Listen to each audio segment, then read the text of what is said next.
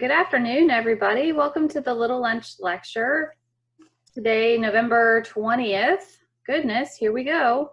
Holiday season is upon us. My name is Stephanie Bourret. I'm the Director of Donor Relations at the Coastal Land Trust. And again, we're glad to have you with us this afternoon. As always, wanted to remind everyone that we are recording the lecture and it is on Facebook Live. Hope we have some people joining us on Facebook Live today as well. There will be some links in the chat if you want to sign up for our e-news if you haven't yet, and other informative things. We'll keep everyone on mute. If you have a question, feel free to write it into the chat, and you can send that either just to me or to everyone if you don't care, or you can save your questions for the end, and you can take yourself off of mute and ask it when we have Q&A time at the end. It is my pleasure today to introduce to you Alton Perry, who is retired from the North Carolina Forest Service, where he served from 1982 to 2006 in Wake County, North Carolina. He is currently the program manager for Roanoke Electric Cooperative's Sustainable Forestry and Land Retention Project, through which he assists forest landowners to use their woodlands as a means of increasing family wealth and legacy. Alton, welcome, and tell us more about this program. All right, well, good afternoon, Stephanie and everyone. Glad to be here. And one of the first things I'll say that the project where we work is in northeastern North Carolina, but I actually reside in Wake County. I still live in Wendell, North Carolina, just east of Wake County. So when I pre-COVID, when I was going to the project area, so I've got about an hour and a half drive, depending on which county I go to, and we'll share with you in a minute the different counties. So again, Alton Perry, I am the program manager for the Sustainable Forestry and Land Retention Project out of Roanoke Electric Cooperative. Some of you may be members of your local co-ops out there, but if not, Roanoke Electric services about 14,500 member owners across its footprint. And that footprint is the very same footprint we use as far as our project area that we assist landowners across that area. So the Sustainable Forestry and Land Retention Project. So this project started about 2012, 2013, and it was through the partnership of the U.S. Endowment for Forestry and Communities, the Natural Resource Conservation Service, and also the U.S. Forest Service. And it was around addressing the issue of land loss in the African American community, and to see if a opportunity could exist where an agency could bring together different resources to address this issue. And one of the other questions I'll answer that we get oftentimes is, why would an electric co-op be involved in something like forestry or have a forestry program? Most co-ops and electric utilities do address issues around brush management, but not really so much forestry or forest management. And I really go back to the vision and the mission of Roanoke Electric Cooperative. It is about providing safe and reliable electricity and enhancing the quality of life in the diverse community it serves. And that's really the key to where this project and many other programs out of Roanoke Electric exist. As you all know, that northeastern North Carolina economically is very challenging. And so our CEO, Mr. Curtis Wynn, looks at opportunities to assist what he called pocketbook issues with landowners or with member owners, I'll say. And so this is just one of many other programs that come out of the Roanoke Electric Cooperative to try to provide economic opportunity and some relief, if you will, for our member owners, okay? Okay, so as I was mentioning, the reason behind this project was that partnership between nonprofit like U.S. Endowment and federal agencies to see if this theory of change, what if What if there's a local organization that has been long in the community, is trusted in the community, could really be the catalyst to bring all together, state, federal, private, all types of forestry-related businesses, bring those resources to bear and bring those resources to landowners, specifically African-American landowners, to help them engage in these agencies to assist with access to technical assistance, access to information education, access to funds as well, to implement conservation practices, and also to address the issue of land loss, implementing strategies to reduce or prevent the issues of heirs property. And so that's really was the theory they wanted to test with this project. The project began with four initial sites. Roanoke Electric, of course, was one. The Center for Heirs Property Preservation in South Carolina was another. Southern Federation was one. And then there was a landowner cooperative in Alabama that was a part of the first initial four sites testing this theory. All of these sites did very well, and it was proven that this theory could work and this model could work. Okay. So again, addressing the issues of land loss in the African American community. If you look at research and statistics, African American landowners amassed approximately 15 million acres around 1910 of forest land, farmland. When the statistics are looked at today, that pretty much it tells us that about 95% of that land was lost between that time and now. The numbers that I see as far as today's numbers are around maybe 5 to 7 million acres, but again, a tremendous loss of land. And that was due to many factors, as I mentioned, not having access to technical assistance, not having access to attorneys to implement practices, some of it through discrimination, some of it land was taken intentionally and unintentionally. So just a myriad of different reasons why land was lost. And some of that had to do with the issues around heirs property where landowners were not creating wills for or an succession plan to pass that land down to the next generation. Then it would become heir property because there would family members would have an interest of that property. So that too, which makes it more vulnerable, if you will, to land loss and a very high risk of land loss by it being heirs property, along with other challenges that exist as well. Okay. So the project itself, what do we try to do?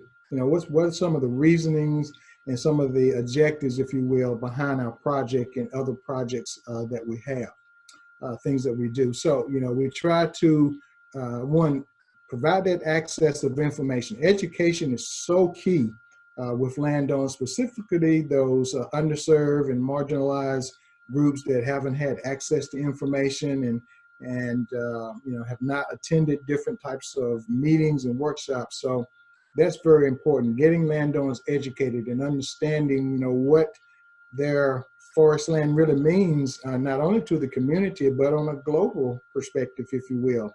You look at air quality, water quality, reduction of soil movement, wildlife habitat, all these different environmental issues, we try to educate them on so they have a better picture of just how beneficial their forest land is, including the economic opportunities that their forest land can provide. Oftentimes, landowners look at their land as a liability, not an asset. And so what we try to do is assist those landowners in seeing that forest land and also some cases, agricultural land, that it's an asset, but we want to make it a performing asset. And how do we go about doing that? Through connecting with different partners and agencies and organizations to get that moving forward. We try to build trust between state, federal, and other businesses within the forestry and conservation community.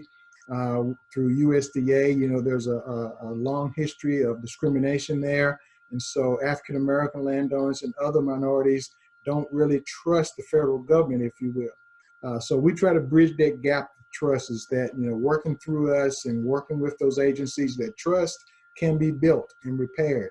And those agencies and those landowners can become in a long-lasting relationship. Try to connect landowners to forestry professionals, whether it's folks in the conservation field, land trust. Many African-American landowners are not really sure or aware of what land trusts are and what they do, or other agencies like consulting foresters, soil and water, districts. We try to bring all this information to them so they can get a better understanding of those resources that are available to them right in their back door, if you will. And also we look at how can we fill gaps as far as economic gaps on getting funding to implement practices. We talk about and we learn about these practices as a landowner. So the next step is, how do you implement those practices? And it takes funding to implement those practices. And oftentimes they don't have an idea where you go to get those funds to do that. So we do that.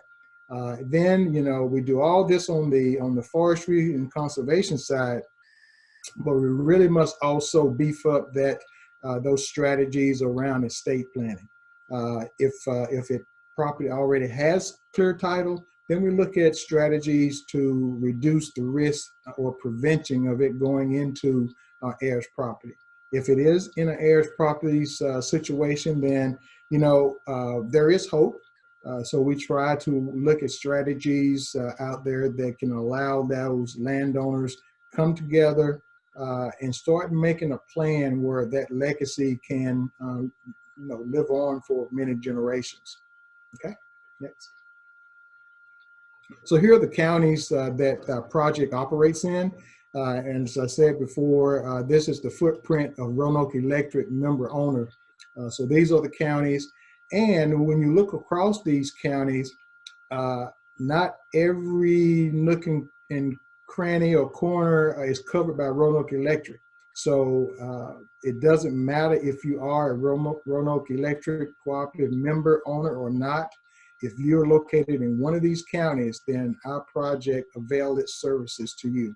And so we're working with many landowners that are not Roanoke Electric cooperative member owners. And also, again, the focus of our project is African American, but any landowner within this project area, within these counties, if they need assistance, we do assist them as well. This picture that we have up shows you that Roanoke Electric now, I mentioned that when we first started this project, there were 4 project sites. And now there are actually 8 project sites, and one site that's not on this map yet is Texas. We have a site in Texas that just came on this past summer. And we have Black Family Land Trust out of Virginia. We have the Center for Heirs Property down in South Carolina. In Georgia, we have McIntosh Seed. In Alabama, we have a land cooperative, landowner cooperative group called LR Lean. It's for limited resource landowners. In Arkansas, we have this site is located at the University of Arkansas at Pine Bluff. We have a Winston Self-Help Cooperative down in Mississippi. And then at Texas, we have the University of Prairie View A&M. So those are our 8 sites across the project area. Okay. So, what's involved in this process? Again, through many years that I've worked in conservation and forestry and in my time with the state, oftentimes, we bring information to landowners. You have a workshop, you provide them that information, which is good, but oftentimes it's left there. There's no follow-up. There's no guidance, if you will. Landowners they're having all this information, but they still are not comfortable on what to do with it.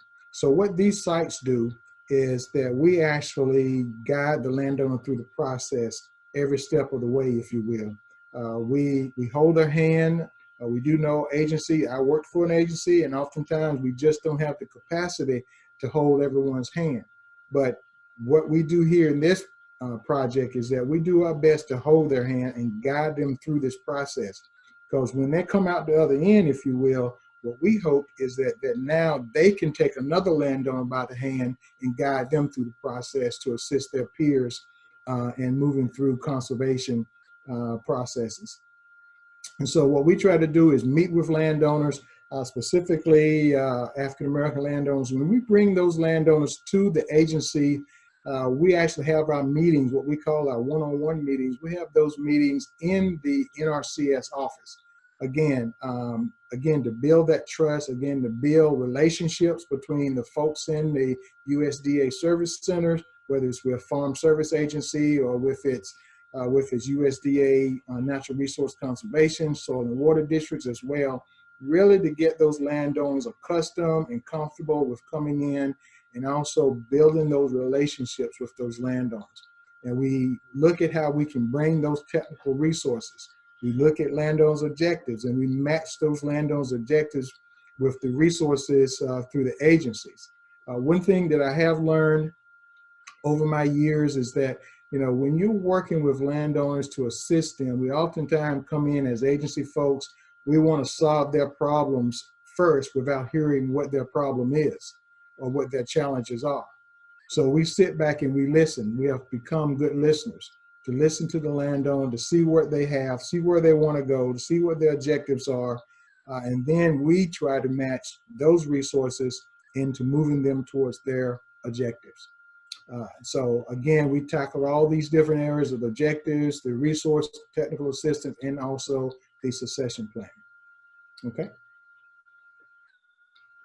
Here, just want to give you kind of a real brief overview of some of the accomplishments we've had thus far as providing landowners access to capital, developing forest management plans, implementing practices on the ground, estate planning, also present use where landowners can get deferred taxes on how they use their land, either through agriculture or forestry.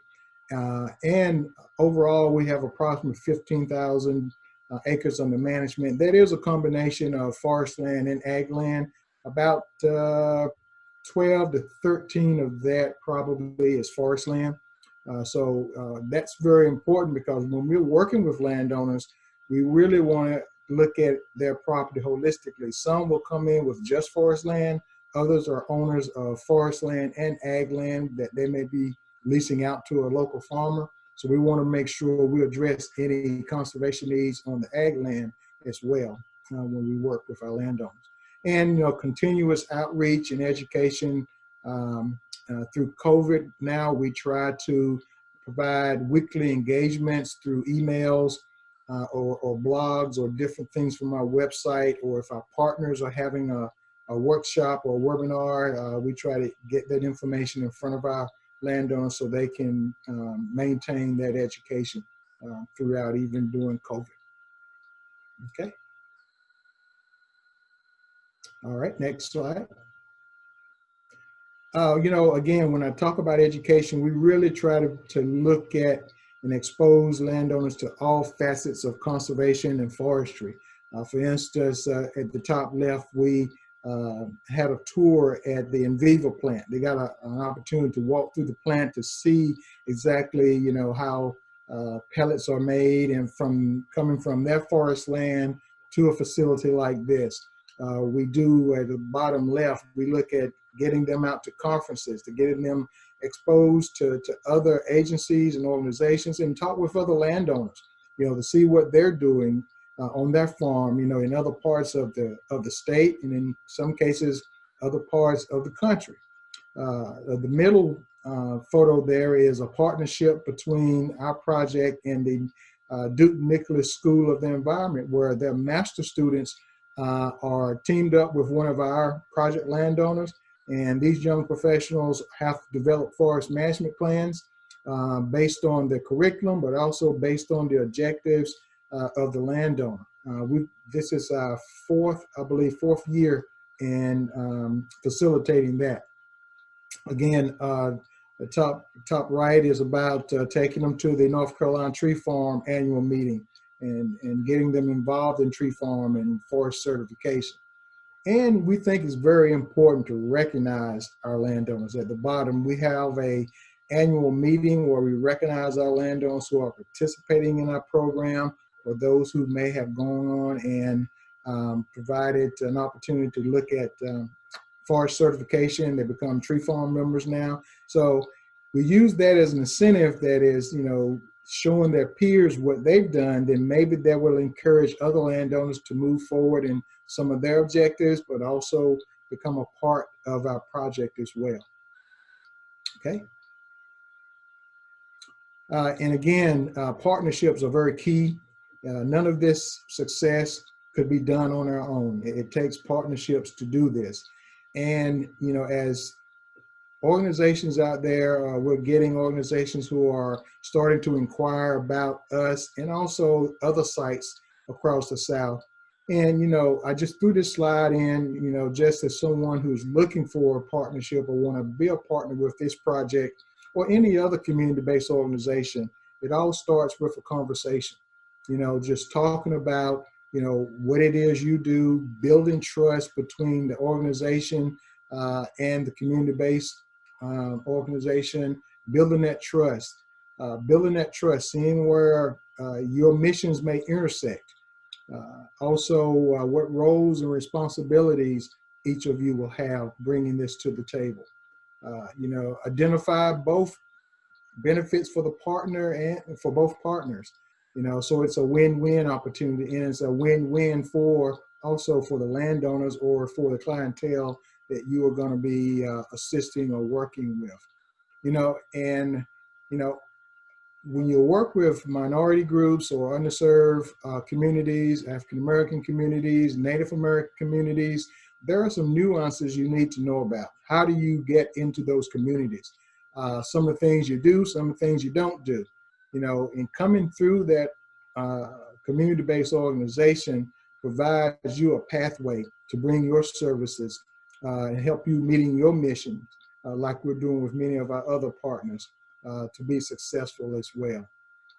And so, just really getting that trust built, because the community oftentimes, they trust the community-based organization that you're bringing someone to bring resources and that they have their best interests at heart in helping them through whatever that challenge may be. Okay. And my last slide here again is all about the different partners that we have that assist us in all different ways in conservation, in forestry, in forest industry. And so again, we just can't do this alone. It takes a partnership to be successful and get the needed resources on the ground for landowners we're working with. And with that, that's my last slide, and we can, whatever next, Stephanie and Jessica. Yeah, thank you, Alton. Really appreciate your presentation and talking a little bit about your program. And that is an impressive list of partners. I tell you what, that's a lot of folks to get around the table and to participate. If anyone from the audience has any questions, I'd love to invite you to ask them. Either unmute and ask out loud, or if you want to type into the chat, now is a good time. Alton, this is Paul Hosier. You mentioned that the USDA had a long history of distrust with, the Black community had a long history of distrust with the USDA. What was the nature of that? What was the cause of it? What's some of the history that gives you issues when you're trying to make your accomplishments that you're seeking now? Yeah, so it's well documented that when African American landowners went into USDA offices to inquire about certain programs and services, they were denied access. They were told at some points that this particular program didn't exist, and they were not a candidate for that program, were not able to get loans to move forward on their farming practices and things like that. So, and there are several large cases like the Pickford case that was out there. It's just discrimination. Yes. Flat out discrimination. Thank you. Mm-hmm. Yeah, go ahead, Don. I have a question. So, your sustainable forestry, it's a great program, by the way. I think that's great. But I see that Enviva is one of your sponsors. And, considering the fact that we're sending pellets overseas, that's not a carbon neutral and not renewable. Are you worried about the sustainability? I know that Enviva is probably a big buyer of lumber, but are you worried about the sustainability down the road? So, we get that question, and I know there comes some controversy with that. But what we're looking at is getting, landowners into conservation. Many of the forest landowners we work with, they have been passed down forest land that is unproductive, unhealthy, has really no economic value. So we're really on the beginning stages of just getting those landowners into the process of conservation. And, those things about pellets, yeah, we can discuss that. But what has happened is that oftentimes these low value sites, it provides a market for them, and they can get that removed, puts a little money in their pocket, but it also reduces the cost on those landowners being able to establish those healthy forests again.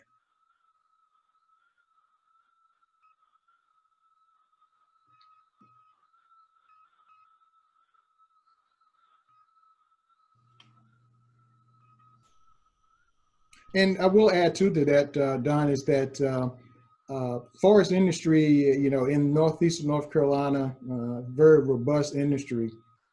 And, we have intentionally made it a point to partner and have conversations with our forest industry folks. Again, when you're working with landowners who have not had access to information, they really don't know, where they fit into the supply chain.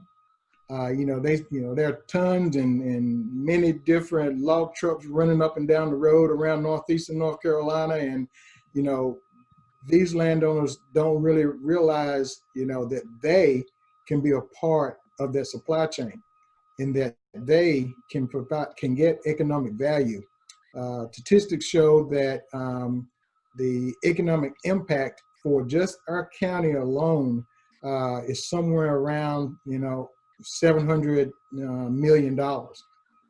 In 2018, landowners just in our project area received about $56 million in timber sales. And so that's a enhancing the quality of life, as Roanoke mission is, that can provide, income for a family, to make ends meet just through a timber sale, which oftentimes these timber sales go without using resource professionals. We've educated and trained and informed our landowners, and this is one part of our program that I have actually seen a behavioral change. That folks who were doing one thing are now doing something totally different. That is, when they are approached either by phone, by letter, or in person pre-COVID about, we want to purchase your timber, they would take that offer, and not do any research, not contact a professional to help them through the timber sale. We actually see now where landowners are actually pausing and they're calling us and say, I've been approached about my timber. I understand you talk about consulting foresters and using consulting foresters and timber contracts and all of this. This is a behavioral change that really tells us that through education and continued education, folks can do different behaviors when they're in the conservation arena. This is just enormous to see that happen in our project. I think you should put that on your success slide, Alton. Chris, I'm sorry. Did you have a question? Didn't mean to interrupt. Oh, no worries. Hey, Alton. Hey, Great to see you again. Been a long time. I just had a quick question that I've never actually had a chance to ask you, which is, within the SFLR program, certainly for me volunteering with the center in Charleston, I'm aware of the structure they have for the direct legal services component. How does, I noted your slide had, I think, about $600,000 in technical and legal assistance. Are you partnering with local attorneys for wills and clearing title, or do you kind of have someone that, do you have a list or a panel of attorneys that y'all use, or is it, just depending on where it is and who the property owners are and what their needs are, you work with them to find the legal services? Yeah. Great question, Chris. So as you well know, with the center, that was really, their meat and potatoes, if you will, and the forestry part just kind of came and it was an addition. Most of the other sites are like us, is that we don't have in-house counsel to do that. So we have to refer that out to attorneys. And yes, we have created a list of attorneys within our region that have said that they, will help and assist our landowners, which still leads to the problem of financial resources. Being able to have funding to assist landowners. Most landowners don't have the upfront funding to engage an attorney or hire an attorney to do the work. And most programs and most cost share programs work off of the reimbursement process.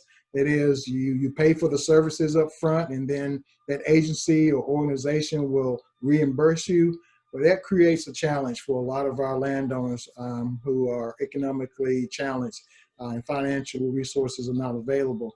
So that really butts us up against a wall. And we've been working different ways trying to get around that, to find ways we can assist landowners to relieve some of that challenge of those upfront costs. But yes, local attorneys are assisting our landowners. Well, no, that's great, because as you saw, I think probably from the conference on Wednesday, there was a lot of questions from folks in North Carolina about 501c3s and what they could do to help.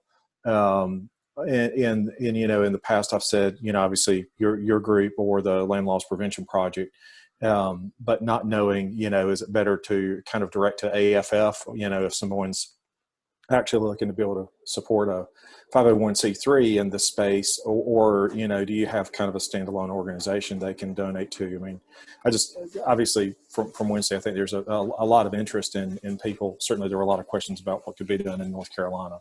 Yep. So No, thanks. Thank you. Definitely, we'll just continue to work on it and just see how we can come up with a process to try to serve as many folks as we can. Prevention is fairly easy.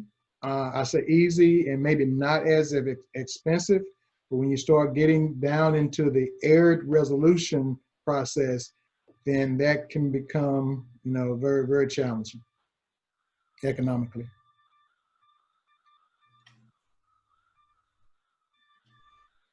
Does anybody else have a question at this time? I will encourage you to look at some of the discussion happening in the chat. Chris Pickler posted a link to an article that might be of interest as well about an upcoming bill that's being introduced in the Senate.